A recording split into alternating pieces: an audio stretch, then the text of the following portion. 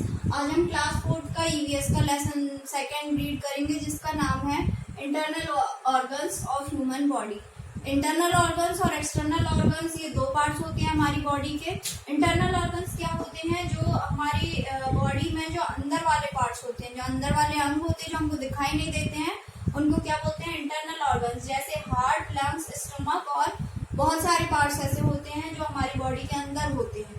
उसके बाद है एक्सटर्नल ऑर्गन्स। एक्सटर्नल ऑर्गन्स क्या होते हैं? जो हमें बाहर से दिखाई देते हैं, जो ऐसे अंग जो हमें बाहर से दिखाई देते हैं।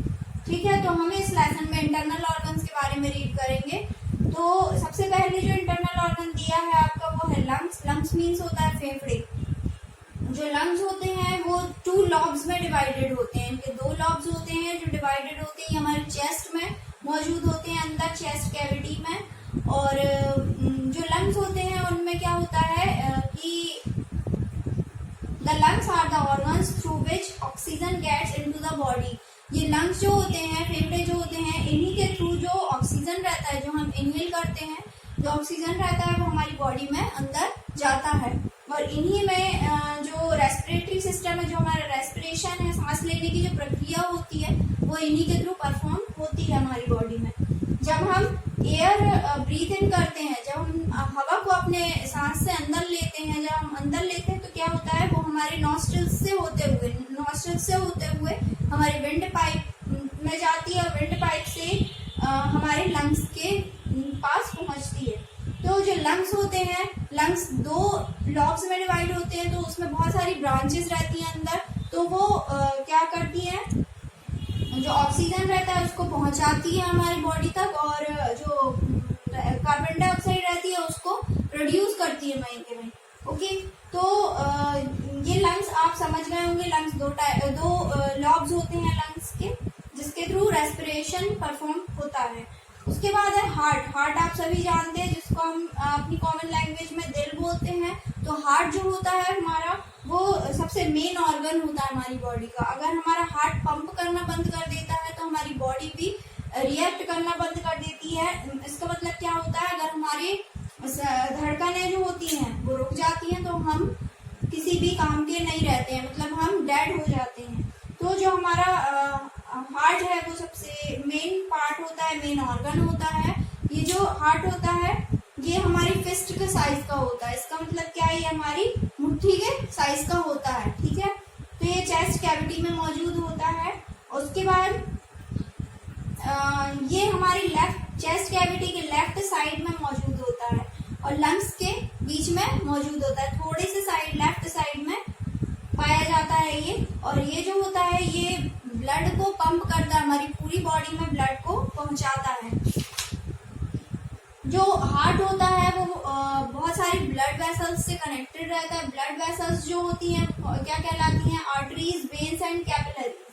ये बहुत सारी नसें होती है, ये आप पिक्चर में देख लेंगे, इस पिक में देखेंगे आप, तो आपको ये बहुत सारी कैपिलरीज, वेन्स और आर्टरीज दिखाई देंगी। इनके थ्रू जो ब्लड होता है वो हमारी बॉडी में पहुंचता है। ठीक है, तो जो फिल्टर्ड ब्लड होता है ये क्या करते हैं, ये पूरी प्रोसेस को परफॉर्म करते हैं। और जो ये पूरा का पूरा एक नेटवर्क होता है वेन्स, आर्टरीज, कैपिलरीज का, जो हमारी पूरी बॉडी में ब्लड को सर्कुलेट करते हैं, ब्लड को पहुंचाते हैं। Okay, then blood circulate throughout the body with the help of blood vessels called arteries and veins. जो पूरी बॉडी में जो ब्लड होता है वो किससे पहुंचता है? हमारे ब्लड वेसल्स होती हैं वो आर्टरीज और वेन्स कहलाती हैं। उनके थ्रू हमारा जो पूरा ब्लड है वो सर्कुलेट होता है।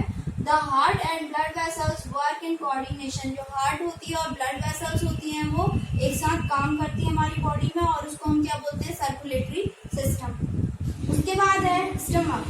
The food we eat need to be broken into small substances so that it can be absorbed by the body. This process of absorption of food by our body is called digestion. ये जो stomach होता है, stomach का मतलब आप सभी जानते हैं पेट। हमारा पेट जो होता है वो क्या काम करता है कि हमारी बॉडी से हमारे जो माउथ से जो हमारा फूड जाता है, जो हम खाना खाते हैं, जो हम भोजन करते हैं, वो हमारे स्टमक में पहुंचता है।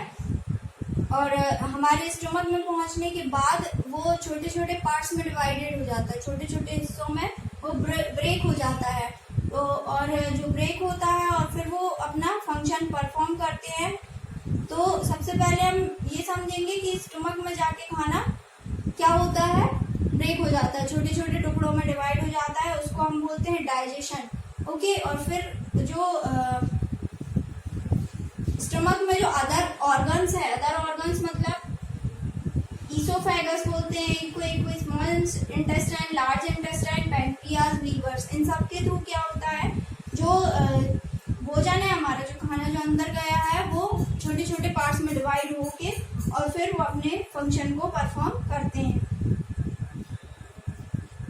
The pancreas which lie behind the stomach produce pancreatic juice that helps it break down the food in the small intestine। जो पैंक्रियाज होता है, पैंक्रियाज हमारे स्टमक के साइड में होता है, वो पैंक्रियाटिक जूस को बनाता है। और पैंक्रियाटिक जूस जो होता है वो हमारे फूड को, जो हमारा भोजन रहता है उसको छोटे छोटे पार्ट्स में डिवाइड करने में हेल्प करता है और स्मॉल इंटेस्टाइन्स में उसको पहुंचा देता है।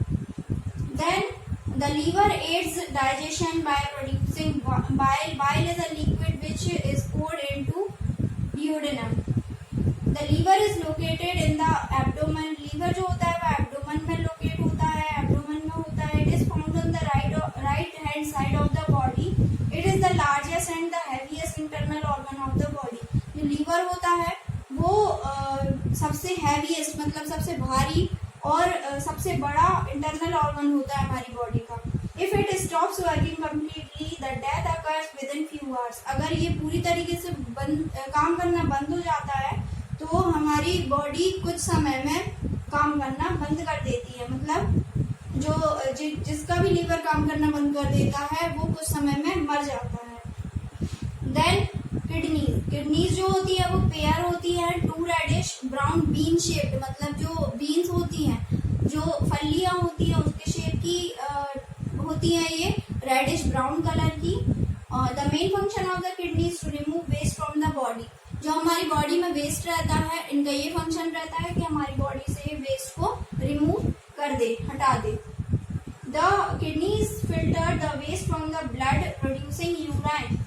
जो किडनीज होती हैं वो वेस्ट में से जो ब्लड में से जो वेस्ट होता है उसको हटाने में मदद करती है। Hence kidneys are a part of excretory system of our body. जो किडनीज होती हैं तो ये हमारे एक्सक्रीटरी सिस्टम जो बॉडी में होता है उसका पार्ट होती हैं। Then the brain is the control centre of the body. It is located in the skull. It has main 3 parts, the cerebrum, cerebellum and the brainstem। जो ब्रेन होता है वो हमारी बॉडी का सबसे मेन पार्ट होता है और ये हमारे स्कल में मौजूद होता है। यहाँ पर ये जो हमारे यहाँ पर है ये यहाँ पर मौजूद होता है और इसके 3 पार्ट्स होते हैं। एक होता है सेरेब्रम, एक होता है सेरेबेलम और एक होता है ब्रेन स्टेम। जो ब्रेन होता है वो हमारी बॉडी में जो फंक्शंस होते हैं उनको कंट्रोल करता है और जो हमारे मूवमेंट होते हैं, जो हमारी बॉडी के सेंसेस होते हैं उनको बैलेंस करता है। और जैसे ही कोई सेंस ऑर्गन्स अगर हमको कोई सेंस कराते हैं तो वो सबसे पहले ब्रेन तक जाता है और ब्रेन में जाके उसके बाद हमको रिएक्शन उसका पता चलता है। तो जो ब्रेन होता है वो हमको रिएक्शन देने के लिए प्रिपेयर करता है। तो ब्रेन तक सबसे पहले हमारे जो रिएक्शन होता है सेंस ऑर्गन्स में वो ब्रेन तक जाता है और ये कहाँ पर लोकेट होता है, स्कल में, इनसाइड द स्कल के अंदर। तो ये इसके जो 3 पार्ट्स हैं हम ये समझेंगे। सबसे पहले the cerebrum enables us to think, speak and remember things। जो सेरेब्रम होता है वो हमें सोचने की शक्ति, बोलने की शक्ति और जो चीजें ध्यान रखने की शक्ति ये प्रदान करता है। The brain stem also called medulla controls breathing and heart beats. जो ब्रेन स्टेम होती है वो हार्ट बीट्स और ब्रीथिंग को कंट्रोल करती है। The brain spinal cord and nerves make a system called the nervous system। The main function of the nervous system is to carry messages from one part of the body to the another। तो ये जो nervous system होता है ये हमारे brain के part में ही मौजूद होता है, स्पाइनल कॉर्ड में, मतलब ये जो हमारी रीढ़ की हड्डी होती है ब्रेन से अटैच रहती है। तो ये रीढ़ की हड्डी रहती है वो क्या कहलाती है, नर्वस सिस्टम। तो इन सभी को जोड़ के नर्वस सिस्टम बनाया जाता है। जो नर्वस सिस्टम होता है वो एक दूसरे पार्ट्स, बॉडी के पार्ट्स में मैसेजेस पहुंचाने के लिए होता है। तो नर्व्स मतलब होता है जो छोटे छोटे रेशे जो हमारी बॉडी में, जिनको हम नसें बोलते हैं, नस, तो वो छोटे छोटे धागे के टुकड़े होते हैं, जो धागे के जैसे टुकड़े होते हैं जो हमारी पूरी बॉडी में मौजूद होते हैं। तो इनके थ्रू जो पार्ट्स होते हैं वो डिवाइडेड रहते हैं और इनके थ्रू जो हमारे मैसेजेस रहते हैं, जो हमारे सेंस ऑर्गन्स के मैसेजेस रहते हैं, वो ब्रेन तक पहुंचते हैं या दूसरी बॉडी के पार्ट्स तक पहुंचाए जाते हैं। तो आपको ये लेसन आ गया होगा समझ में। आप एक बार इसको रीड करेंगे और जो डिफिकल्ट वर्ड्स हैं उनको आप अंडरलाइन करके और इनको फाइंड आउट करेंगे।